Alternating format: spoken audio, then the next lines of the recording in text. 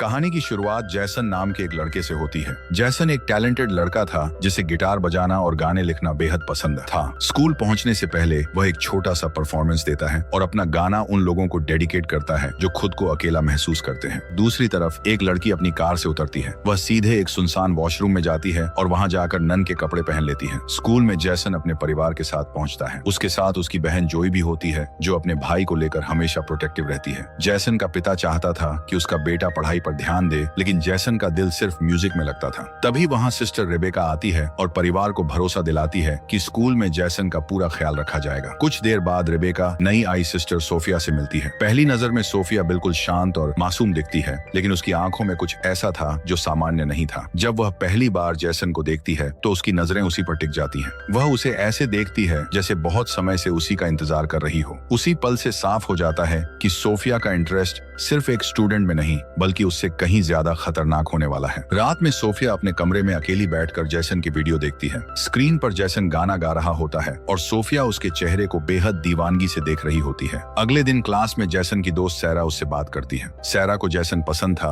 और यह बात सोफिया को बिल्कुल अच्छी नहीं लगती। क्लास खत्म होने के बाद वह जैसन को रोकती है और उससे पूछती है कि क्या सैरा उसकी गर्लफ्रेंड है। जैसन हंसकर मना कर देता है और बस यही जवाब सुनकर सोफिया के चेहरे पर राहत आ जाती है। अगले दिन सैरा मजाक में जैसन को किस कर देती है, लेकिन तभी अचानक वहां सोफिया पहुंच जाती है। उसकी आंखों में गुस्सा साफ दिखाई दे रहा था। वह सैरा को ऐसे देखती है जैसे अभी उसे नुकसान पहुंचा देगी। बाद में सोफिया जैसन को अपने चैम्बर में बुलाती है। वहां वह जानबूझकर दरवाजा खुला छोड़ देती है और अपने शरीर पर लोशन लगाने लगती है। जैसन बाहर खड़ा उसे देखता रहता है। वह समझ नहीं पा रहा था कि यह सब गलती से हो रहा है या जानबूझकर। वह बिना कुछ बोले वहां से चला जाता है, लेकिन उस रात उसके दिमाग में बार बार वही चेहरा घूमता रहता है। धीरे धीरे सोफिया की दीवानगी बढ़ने लगती है। वह जैसन की हर हरकत पर नजर रखने लगती है। दूसरी तरफ सैरा और जैसन करीब आ रहे थे और यही बात सोफिया को अंदर से जला रही थी। एक रात वह चुपके से सैरा के कमरे में जाती है और उसकी किताबों में ड्रग्स छुपा देती है। अगले दिन पूरी क्लास के सामने जब किताब चेक होती है तो ड्रग्स मिलते हैं और सैरा पर इल्जाम लग जाता है। सैरा रोती रहती है लेकिन कोई उसकी बात नहीं सुनता। सोफिया बाहर से शांत बनने की कोशिश करती है, मगर अंदर ही अंदर उसे खुशी मिल रही थी क्योंकि अब सैरा जैसन से दूर होने वाली थी। सोफिया सभी बच्चों के कमरे चेक करवाती है और जैसन के कमरे में भी शराब की बोतल रखवा देती है। जैसन हैरान रह जाता है क्योंकि उसे खुद नहीं पता होता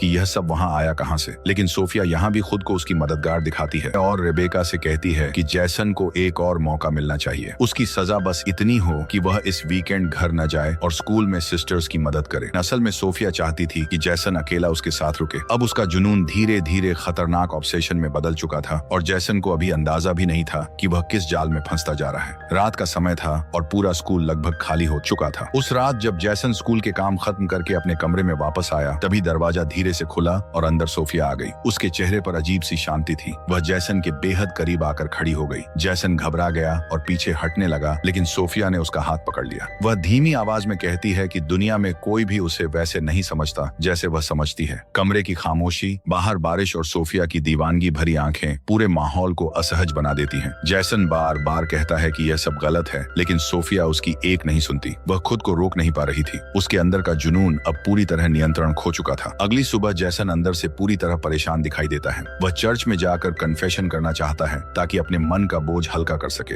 लेकिन वहां भी उसे चैन नहीं मिलता। कन्फेशन बॉक्स के दूसरी तरफ अचानक सोफिया आ जाती है। वह धीमी आवाज में जैसन से बातें करने लगती है और उसे यकीन दिलाने की कोशिश करती है कि जो कुछ हो रहा है वह गलत नहीं बल्कि खास है। सोफिया इस रिश्ते को अपनी कल्पनाओं की दुनिया बना चुकी थी। वीकेंड पर जब जैसन घर जाता है तब भी वह सामान्य नहीं हो पाता। उसके पिता हमेशा की तरह उसे पढ़ाई को लेकर बातें सुनाते हैं। जैसन गुस्से में घर से निकल जाता है और सैरा की पार्टी में पहुंचता है। वहां सैरा फिर उसके करीब आने की कोशिश करती है, लेकिन इस बार जैसन के दिमाग में सिर्फ सोफिया का चेहरा घूम रहा था। वह खुद से डरने लगा था। वह अचानक पार्टी छोड़कर बाहर चला जाता है। तभी पीछे से सोफिया वहां पहुंच जाती है। जैसे उसे पहले से पता था कि जैसन कहाँ मिलेगा। वह जैसन को अपने साथ चलने के लिए कहती है। सोफिया कहती है कि उसके पास बहुत पैसे हैं और दोनों कहीं दूर नई जिंदगी शुरू कर सकते हैं, लेकिन पहली बार जैसन साफ मना कर देता है। वह कहता है कि वह यह सब नहीं चाहता। बस यही सुनकर सोफिया का चेहरा बदल जाता है। उसकी आंखों में प्यार की जगह गुस्सा उतर आता है। उसे पहली बार एहसास होता है कि शायद जैसन उसके कंट्रोल से बाहर जा रहा है और यही चीज उसे सबसे ज्यादा खतरनाक बना देती है। अगले दिन स्कूल में सोफिया एक नया ड्रामा करती है। वह जैसन के कमरे में जाकर बेहोश होने का नाटक करती है। जब जैसन उसे संभालने की कोशिश करता है तभी वह अचानक उसकी तरफ देखकर मुस्कुराने लगती है। वह कहती है कि उसे पहले से पता था कि जैसन उससे प्यार करता है, लेकिन इस बार जैसन गुस्से में आ जाता है। वह साफ कह देता है कि यह सब खत्म होना चाहिए और अगर जरूरत पड़ी तो वह सबको सच्चाई बता देगा। यह सुनते ही सोफिया का चेहरा ठंडा पड़ जाता है। वह धीरे से जैसन के करीब आती है और कहती है कि अगर उसने कुछ भी बताया तो सबसे ज्यादा नुकसान उसी का होगा। उधर जोई को भी अब सोफिया पर शक होने लगा था। उसे लग रहा था कि स्कूल में जो कुछ भी हो रहा है उसके पीछे कहीं ना कहीं यही औरत है। वह चुपके चुपके सोफिया के बारे में जानकारी निकालने लगती है, लेकिन सोफिया को शायद हर चीज का अंदाजा पहले से हो जाता था।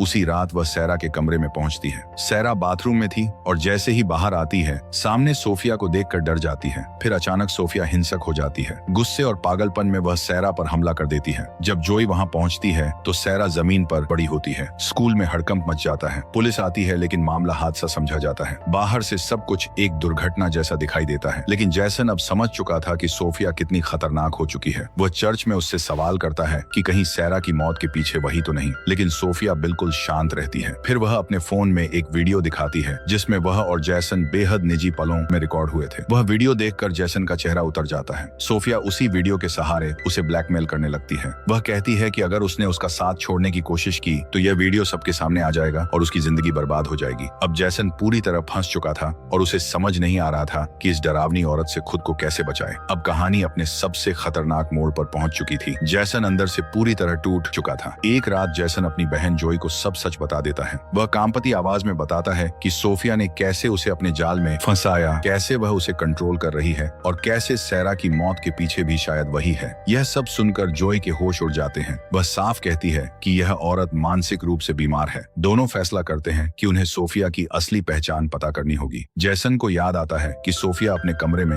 एक लैपटॉप छुपा कर रखती है। उसे शक था कि उसमें बहुत सारे राज्य हो सकते हैं। अगले दिन मौका देखकर जैसन और जोई चुपके से सोफिया के कमरे की तरफ जाते हैं। दरवाजा लॉक था, लेकिन जैसन स्क्रू ड्राइवर की मदद से उसे खोल देता है। इधर सिस्टर रेबेका को भी सोफिया पर शक होने लगा था। हॉस्पिटल में कॉल करने पर उसे पता चलता है कि सोफिया अपनी आंटी को लेकर झूठ बोल रही थी। वह तुरंत सोफिया को ऑफिस में बुलाकर सवाल करती है और कहती है कि अब वह सब सच फादर को बताएगी। यह सुनते ही सोफिया अपना आपा खो बैठती है और पास रखा लैंप उठाकर रेबेका के सिर पर मार देती है। उधर जैसन और जॉय सोफिया का लैपटॉप खोलते हैं। वहाँ उन्हें पता चलता है कि सोफिया असली नन नहीं बल्कि लोरा नाम की औरत है, जिसने असली सिस्टर सोफिया की पहचान चुरा ली थी ताकि वह जैसन के करीब रह सके। यह सच जानकर दोनों डर जाते हैं और तुरंत रेबेका को बताने भागते हैं, लेकिन ऑफिस के बाहर उन्हें अचानक सोफिया मिल जाती है। अब वह पूरी तरह पागल हो चुकी थी। वह जैसन से कहती है कि वह उससे प्यार करती है और दोनों कहीं दूर नई जिंदगी शुरू करेंगे, लेकिन जैसन साफ मना कर देता है और कहता है कि उसने कभी उससे प्यार नहीं किया। यह सुनकर सोफिया गुस्से में जोई पर हमला करने दौड़ती है। तभी घायल रेबेका वहां पहुंच जाती है। सोफिया उसे भी मारने की कोशिश करती है, लेकिन आखिरी समय में जैसन स्क्रू ड्राइवर उठाकर सोफिया पर वार कर देता है। सोफिया जमीन पर गिर जाती है और कुछ ही देर में उसकी मौत हो जाती है और आखिरकार उसका खतरनाक खेल खत्म हो जाता है।